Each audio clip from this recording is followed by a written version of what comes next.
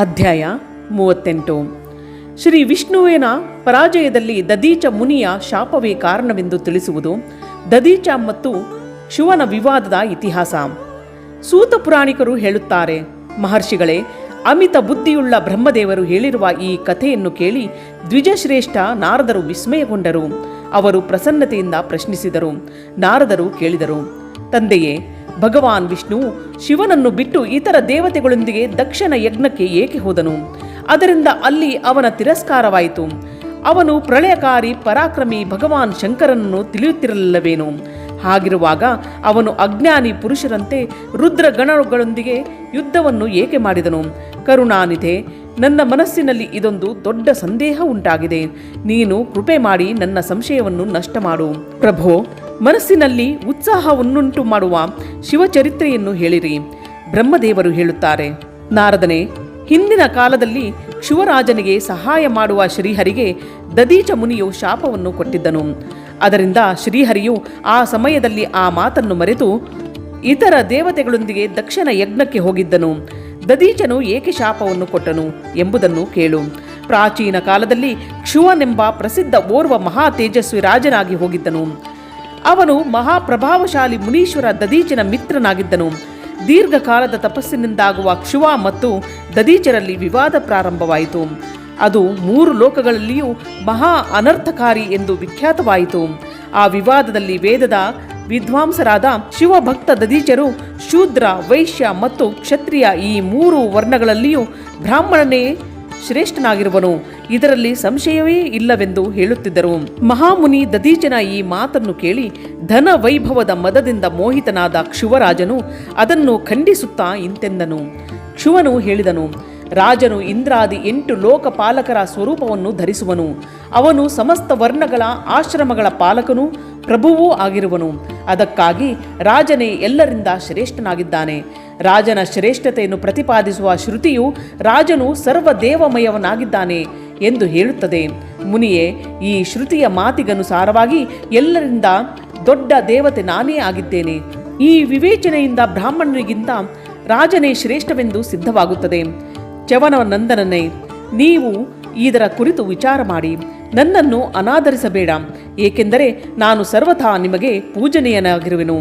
ಶಿವರಾಜನ ಈ ಮತವು ಶ್ರುತಿಗಳಿಗೆ ಮತ್ತು ಸ್ಮೃತಿಗಳಿಗೆ ವಿರುದ್ಧವಾಗಿತ್ತು. ಇದನ್ನು ಕೇಳಿ ಭೃಗುಕುಲ ಭೂಷಣ ಮುನಿಶ್ರೇಷ್ಠ ದದೀಚನಿಗೆ ಭಾರೀ ಸಿಟ್ಟು ಬಂತು. ಮುನಿಯೇ, ತನ್ನ ಗೌರವವನ್ನು ವಿಚಾರ ಮಾಡಿ ಕುಪಿತರಾದ ಮಹಾ ತೇಜಸ್ವಿ ದದೀಚನು ಕ್ಷುವನ ಮಸ್ತಕದಲ್ಲಿ ಬಲಕೈಯ ಮುಷ್ಟಿಯಿಂದ ಗುದ್ದಿದನು.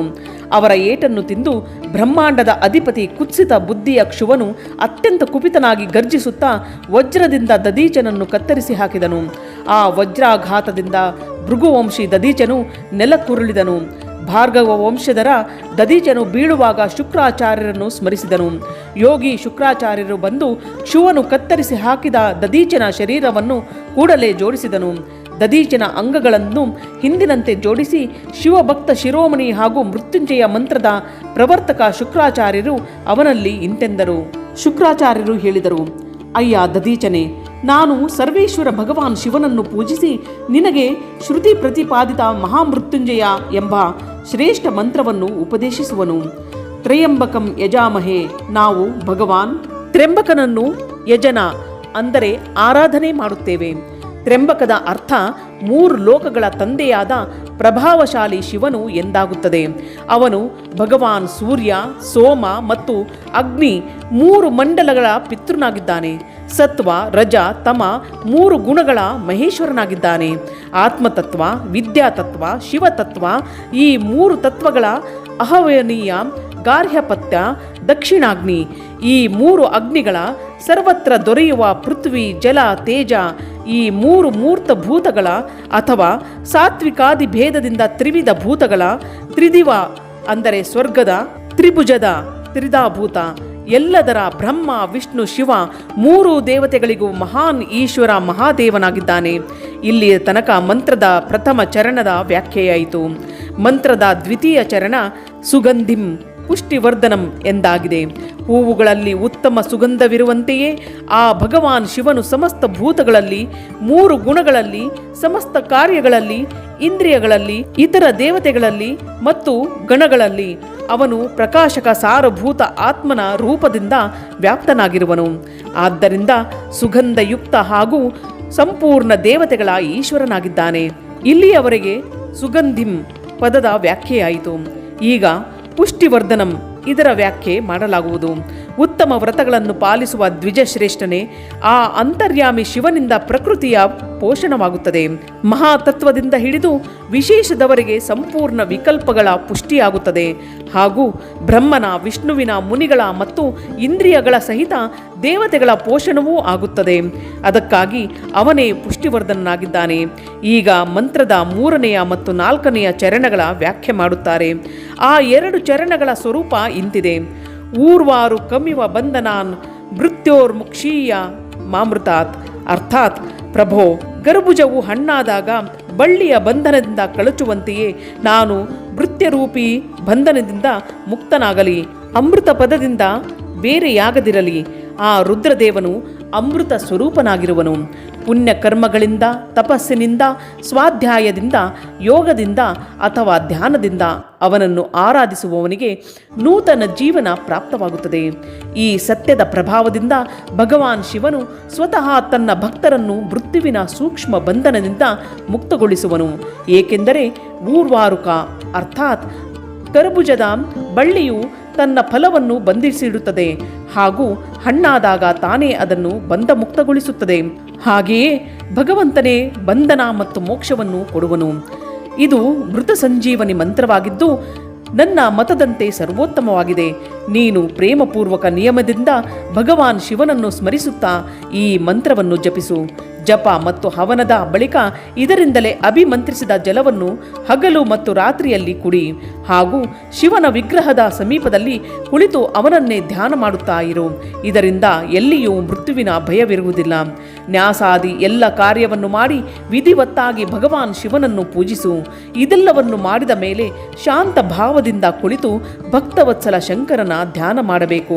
ಭಗವಾನ್ ಶಿವನ ಧ್ಯಾನವನ್ನು ನಾನು ಹೇಳುವೆನು. ಅದಕ್ಕನುಸಾರ ಅವನನ್ನು ಚಿಂತಿಸುತ್ತಾ ಮಂತ್ರವನ್ನು ಜಪಿಸಬೇಕು.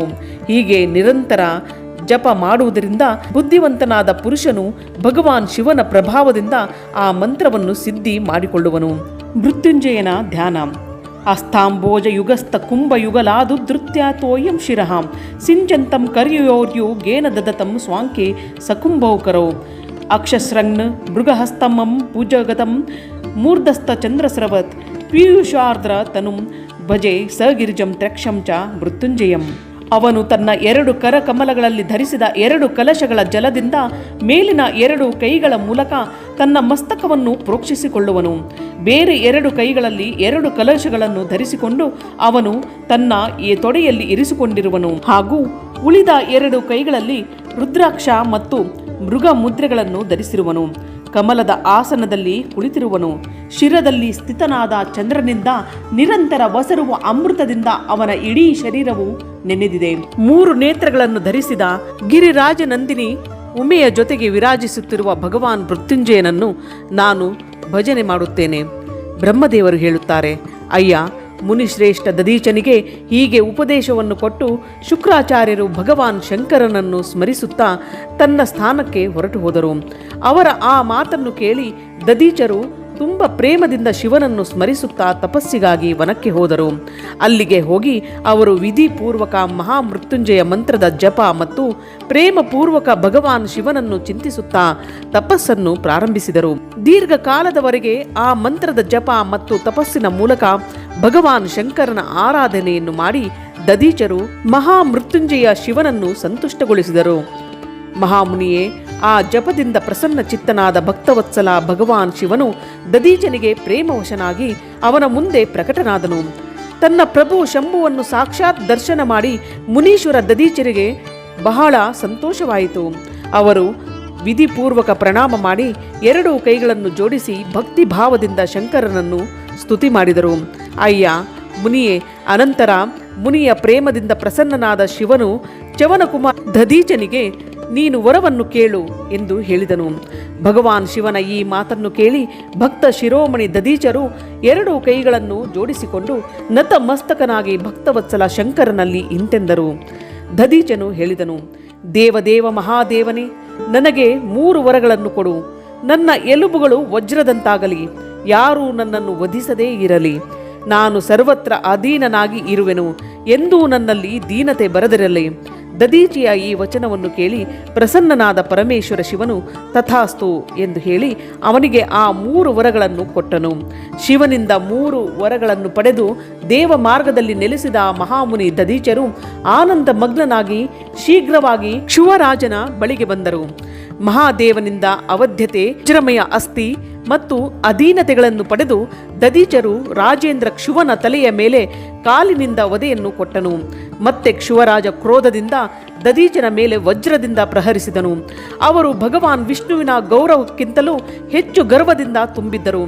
ಆದರೆ ಕ್ಷುವನು ಪ್ರಯೋಗಿಸಿದ ಆ ವಜ್ರವು ಪರಮೇಶ್ವರ ಶಿವನ ಪ್ರಭಾವದಿಂದ ಮಹಾತ್ಮ ದಧೀಚನ ನಾಶ ಮಾಡಲಾರದೆ ಹೋಯಿತು. ಇದರಿಂದ ಬ್ರಹ್ಮಕುಮಾರನಾದ ಕ್ಷುವನಿಗೆ ಬಹಳ ವಿಸ್ಮಯವಾಯಿತು. ಮುನೀಶ್ವರ, ದಧೀಚನ ಅವಧ್ಯತೆ, ಅಧೀನತೆ ಹಾಗೂ ವಜ್ರಕ್ಕಿಂತಲೂ ಹೆಚ್ಚಾದ ಪ್ರಭಾವವನ್ನು ನೋಡಿ ಬ್ರಹ್ಮಕುಮಾರ ಕ್ಷುವನ ಮನಸ್ಸಿನಲ್ಲಿ ಭಾರೀ ಅಚ್ಚರಿಯಾಯಿತು. ಅವನು ಕೂಡಲೇ ವನಕ್ಕೆ ಹೋಗಿ ಇಂದ್ರನ ತಮ್ಮನಾದ ಮುಕುಂದವನ್ನು ಆರಾಧಿಸಲು ಪ್ರಾರಂಭಿಸಿದನು. ಆ ಶರಣಾಗತ ಪಾಲಕ ನರೇಶನು ಮೃತ್ಯುಂಜಯ ಸೇವಕ ದಧೀಚನಿಂದ ಪರಾಜಿತನಾಗಿದ್ದನು. ಕ್ಷುವನ ಪೂಜೆಯಿಂದ ಗರುಡಧ್ವಜ ಭಗವಾನ್ ಮಧುಸೂದನನು ಬಹು ಸಂತುಷ್ಟನಾದನು. ಅವನು ರಾಜನಿಗೆ ದಿವ್ಯ ದೃಷ್ಟಿಯನ್ನು ಕರುಣಿಸಿದನು. ಆ ದಿವ್ಯ ದೃಷ್ಟಿಯಿಂದಲೇ ಜನಾರ್ದನನ ದರ್ಶನ ಮಾಡಿ ಆ ಗರುಡಧ್ವಜನನ್ನು ಕ್ಷುವನು ನಮಸ್ಕರಿಸಿ ಪ್ರಿಯ ವಚನಗಳಿಂದ ಅವನನ್ನು ಸ್ತುತಿಸಿದನು. ಹೀಗೆ ದೇವೇಶ್ವರಾದಿಗಳಿಂದ ಪ್ರಶಂಸಿತನಾದ ಅಜೇಯ ಸ್ವಾಮಿ ಶ್ರೀಮನ್ನಾರಾಯಣ ದೇವನನ್ನು ಪೂಜೆ ಮತ್ತು ಸ್ತುತಿ ಮಾಡಿ ರಾಜನು ಭಕ್ತಿಭಾವದಿಂದ ಅವನ ಕಡೆಗೆ ನೋಡಿ ಆ ಜನಾರ್ದನನ ಚರಣಗಳಲ್ಲಿ ತಲೆಯನ್ನಿಟ್ಟು ಪ್ರಣಾಮಗೈದು ಅವನಲ್ಲಿ ತನ್ನ ಅಭಿಪ್ರಾಯವನ್ನು ಸೂಚಿಸಿದನು.